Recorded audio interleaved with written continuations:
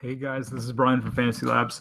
Thanks for watching. I apologize that I did not get the Twitch up and running today. I promised you that I would, and just couldn't do it. I had to download a couple things, but have it ready, and I'm going to push it live tonight, and so it'll be ready tomorrow. So apologize again, but I'm just going to do the video real quick on this, and again tomorrow will be fine. So just want to go through these lines real quick. So the first game is the Bulls and the Hornets. So this is a pretty low over/under. We got 194. Just some not great offenses and some fairly stingy defenses. So it puts the Bulls at 99 and 95.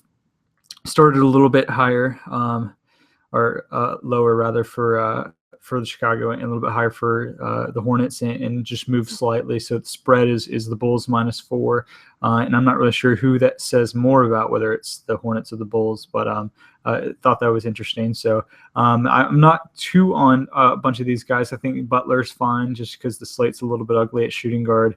I think Marvin Williams is still underpriced, so I think he's fine in both cash and GPPs. But I think kind of the rest of these guys are just kind of GPP only for me, just because of just kind of where they are in their price point is the biggest lines. Mirotic is fine, but again, you're a little more GPPs for me. So let's go on to the Pacers and Pistons game. So let's pull up a Detroit guy. So Pacers Pistons. So over/under is 200.5 currently. It kind of jumped up and went back down a little bit. So Indy opened at 97, is up to 98, and Detroit moved up a half point as well. So spread is Detroit -4.5, and they're getting a bunch of the bets. And I think a couple of these plays are fine. I think Paul George is fine in cash or GPPs. I think this is a pretty ugly slate, to be honest. So I think that going with guys with both a high floor and a high ceiling like George is fine. Detroit, Drummond is a monster. He's fine in any contest. And those are probably the two main cash guys for me in this slate. I think other guys are okay. Reggie Jackson is fine. I'm probably a little more on GPPs for him, but I think he's fine. Indies, those guys, kind of the Monte, George Hill, all those guys are kind of GPP only for me, but I'm definitely fine with Paul George and Drummond as well. Next game is HawksHeat. So let's pull up a Heat guy. So over/under, we're back under 200, so we got 197. The Hawks went down half point since open. Miami just went up half point, so kind of didn't move a whole lot. Here, 4-point favorites. Spread bets pretty even. I think this game's okay. I think it'll stay close, so I'm okay with some of these guys. But again, like these over/unders are just not very high. I don't think that necessarily means that you got to move off this game if you're on some of these guys, whether it's Teague or whether you're on some of the big men for the Hawks, Bosch, whatever. I don't think there's just incredible value that I've seen as far as pricing goes on either site. No guys, it's just priced extremely too low. But I think these guys are fine. 197 is usually an over/under that is a little low that we want to avoid, especially with games usually being up in the top. We had the Thunder Rockets game that was like 215.5, I believe, last night. So obviously this is nowhere close to that, but this slate again is so ugly where this is just kind of it. This is your option. So it's just an ugly slate, and maybe you play more GPPs than cash tonight as a result. So nothing really that has scared me today that has moved off, whether it's the line movement or anything. Next game is Magic Pelicans. So let's pull up one of these guys. Perfect.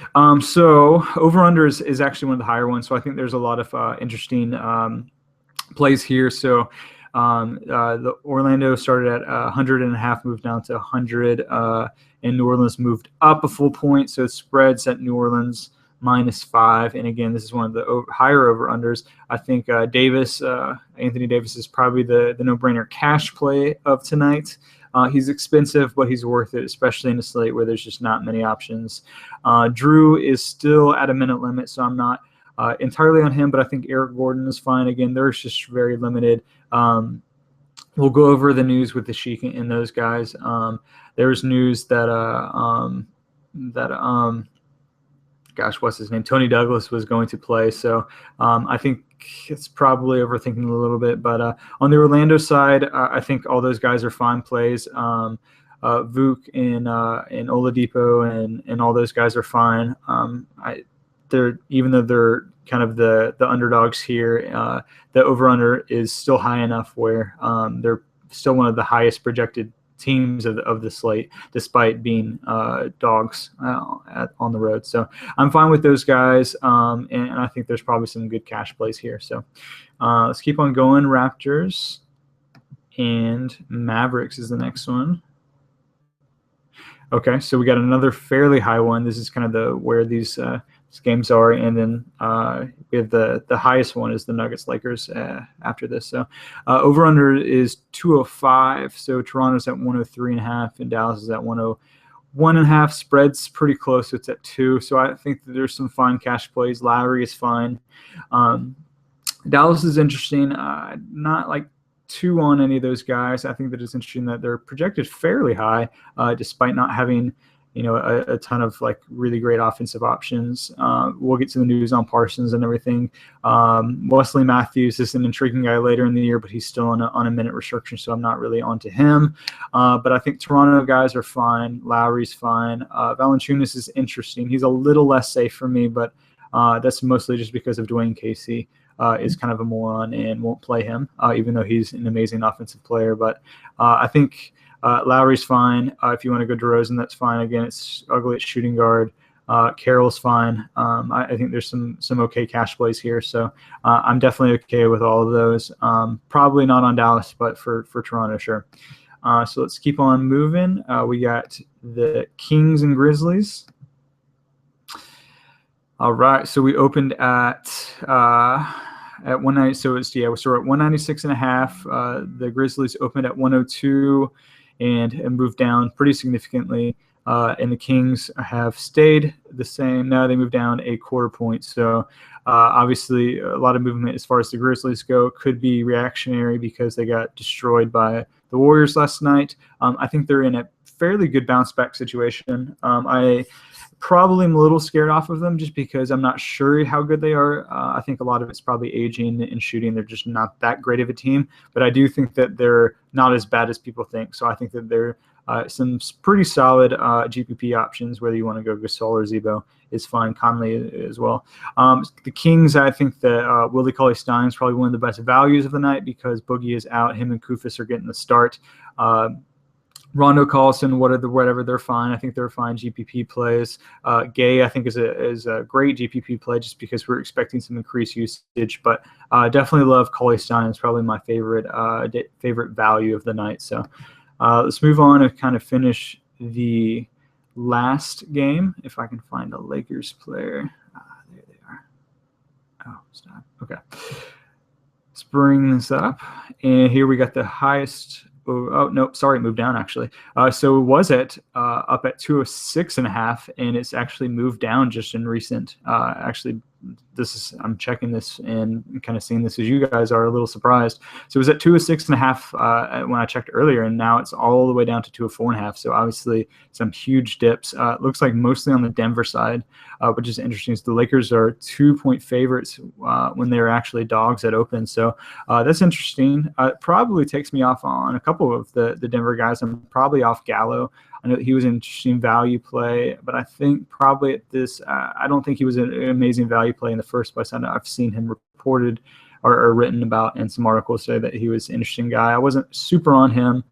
I'd rather go maybe Mirotic around that range, but Moutier I think is interesting in GPP, but some of these guys, I think I'm probably off them just because I'm unsure of their rotation, and just this Vegas line's a little concerning right now.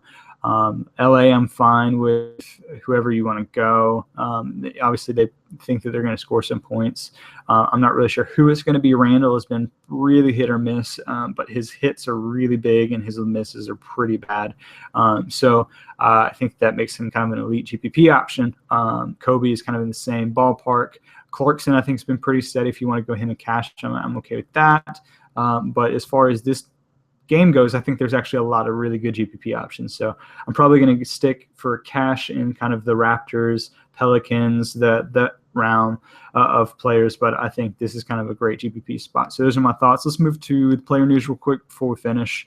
And I apologize for getting this late again and not getting on Twitch. Tomorrow I'm going to do it during lunch, and it's going to be awesome, and we can move on. So the news is Cody Zeller will play on Tuesday. This probably takes a little bit of a bump to Marvin, but I think that Marvin's probably not going to be super affected by it. He's kind of the only guy that can stretch the floor because Kaminsky doesn't really have a role. Halls has been awful. So I think Marvin's pretty safe in his spot, but it may be worth thinking about.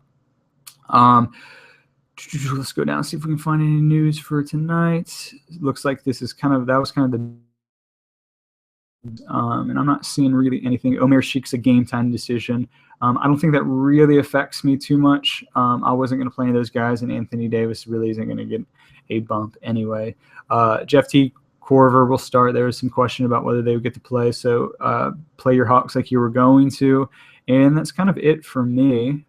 So I'm not really it's not like my mind has been changed by a bunch of the news. So those are my thoughts. Again, good luck tonight. I hope that you guys win, and we'll talk to you guys tomorrow at lunchtime on Twitch. So good luck. See you guys. Bye.